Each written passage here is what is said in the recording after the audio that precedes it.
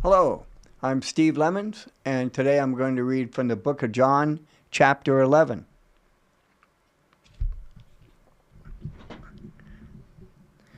A man named Lazarus was sick. He lived in Bethany with his sisters Mary and Martha. This is the Mary who later poured the expensive perfume on the Lord's feet and wiped them with her hair. Her brother Lazarus was sick, so the two sisters sent a message to Jesus telling him, "Lord, your dear friend is sick."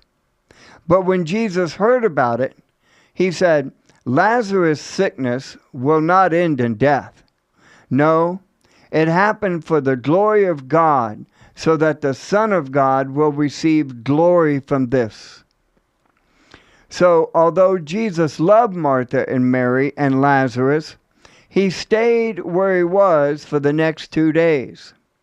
Finally, he said to his disciples, "Let's go back to Judea." But his disciples objected. "Rabbi," they said, "only a few days ago the people in Judea were trying to stone you. Are you going to go there again?" Jesus replied, "There are 12 hours of daylight every day. During the day, people can walk safely. They can see because they have the light of this world. But at night, there is danger of stumbling because they have no light." Then he said, "Our friend Lazarus has fallen asleep, but now I will go and wake him up." The disciples said, "Lord, if he is sleeping, he will soon get better." Though they thought Jesus meant Lazarus was simply sleeping, but Jesus meant that Lazarus had died. So he told them plainly, "Lazarus is dead. And for your sakes, I'm glad I wasn't there. For now you will really believe. Come, let's go see him." Thomas, nicknamed the Twin, said to his fellow disciples, "Let's go too and die with Jesus." When Jesus arrived at Bethany, he was told that Lazarus had already been in his grave for 4 days. Bethany was only a few miles down the road from Jerusalem, and many of the people had come to console Martha and Mary in their loss. When Martha got word that Jesus was coming, she went to meet him, but Mary stayed in the house. Martha said to Jesus, "Lord, if only you had come here, my brother would not have died. But even now, I know that God will give you whatever you ask." Jesus told her, "Your brother will rise again."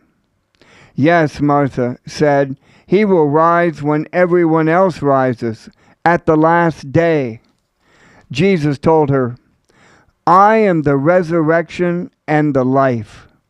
Anyone who believes in me will live, even after dying. Everyone who lives in me and believes in me will never die." "Do you believe this, Martha?" "Yes, Lord," she told him. "I have always believed you are the Messiah, the Son of God, the one who has come into the world from God." Then she returned to Mary. She called Mary aside from the mourners and told him, "The teacher is here and wants to see you." So Mary immediately went to him. Jesus stayed outside the village at the place where Martha met him. When the people who were at the house consoling Mary saw her leave so hastily, they assumed she was going to Lazarus's grave to weep. So they followed her there. When Mary arrived and saw Jesus, she fell at his feet and said, "Lord, if only you had been here, my brother would not have died." When Jesus saw her weeping and saw the other people wailing with her, a deep anger welled up within him, and he was deeply troubled. "Where have you put him?" he asked them. They told him, "Lord, come and see." Then Jesus wept. The people who were standing nearby said, "See how much he loved him." But some said, "This man healed a blind man. Couldn't he have kept Lazarus from dying?" Jesus was still angry as he arrived at the tomb, a cave with a stone rolled across its entrance. "Roll the stone aside," Jesus told them. But Martha and the dead man's sister protested, "Lord, he has been dead for 4 days. The smell will be terrible." Jesus responded, "Didn't I tell you that you would see God's glory if you believe?" So they rolled the stone aside.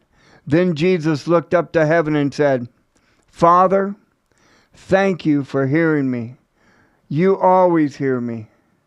But I said it out loud for the sake of all these people standing here, so that they will believe you sent me." Then Jesus shouted, "Lazarus, come out!" And the dead man came out, his hands and feet bound in grave clothes, his face wrapped in a headcloth. Jesus told him, "Unwrap him and let him go." Many of the people who were with Mary believed in Jesus when they saw this happen. But some went to the Pharisees and told them what Jesus had done. Then the leading priests and the Pharisees called the high council together. "What are we going to do?" they asked each other. "This man certainly performs many miraculous signs. If we allow him to go on like this, soon everyone will believe in him. Then the Roman army will come and destroy both our temple and our nation." Caiaphas, who was the high priest at the time, said, "You don't know what you're talking about. You don't realize that it's better for you that one man should die for the people than for the whole nation to be destroyed."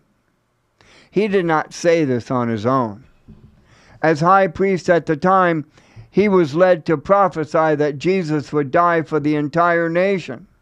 And not only for that nation, but to bring together and unite all the children of God scattered around the world. So from that time on, the Jewish leaders began to plot Jesus' death. As a result, Jesus stopped his public ministry among the people and left Jerusalem. He went to a place near the wilderness, to the village of Ephraim, and stayed there with his disciples. It was now almost time for the Jewish Passover celebration, and many people from all over the country arrived in Jerusalem several days early so they could go through the purification ceremony before Passover began. They kept looking for Jesus, but as they stood around in the temple, they said to each other, "What do you think? He won't come to Passover, will he?" Meanwhile, the leading priests and Pharisees had public ordered that anyone seeing Jesus must report it immediately so they could arrest him. That's the book of John, chapter 11.